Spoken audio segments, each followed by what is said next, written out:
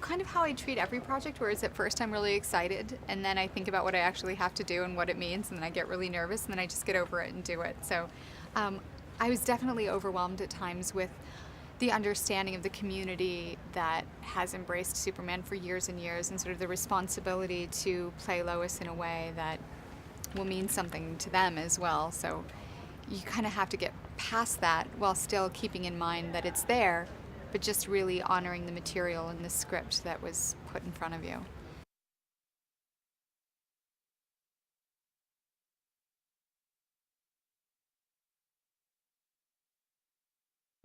You know, I I really thought that Margot Kidder did such a great job at late 70s. There was this big feminist movement and this idea of like a woman being abroad in a workplace.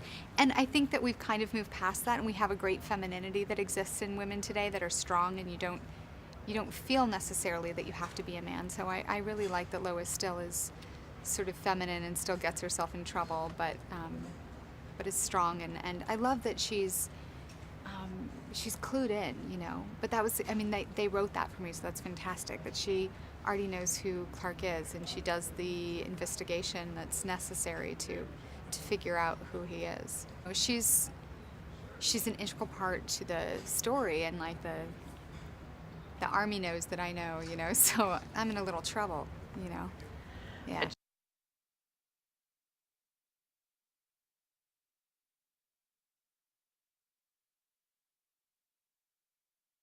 I mean, what's great about Henry is he has so many qualities that they're going to really identify with Superman and the Superman that they loved.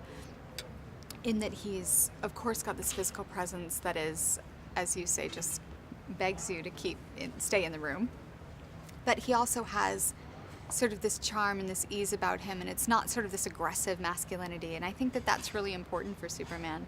But I think Henry's also able to sort of convey the complexities of the character that are needed to play this sort of isolation and um, this loneliness that this new character has.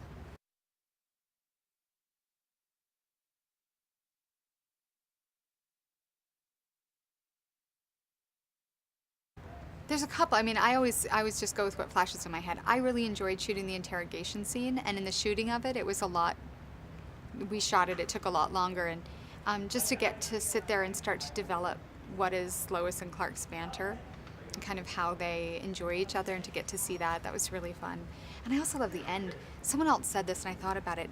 When he flies down and he just hovers there, sort of with one leg up, it's kind of great. At the very end, I don't want to give anything away, but.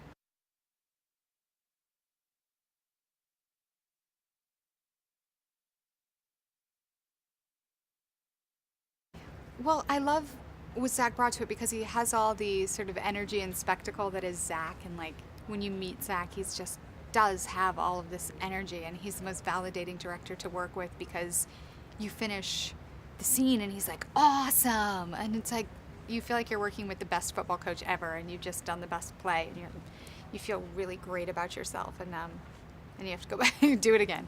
But also he also made sure that we were really tracking the emotional journey of these characters and their relationship, and he always pushed us to go deeper into the relationship and for there to be more connection with Lois and Clark. And I know he pushed everybody in those relationships to make them as deep and real as possible.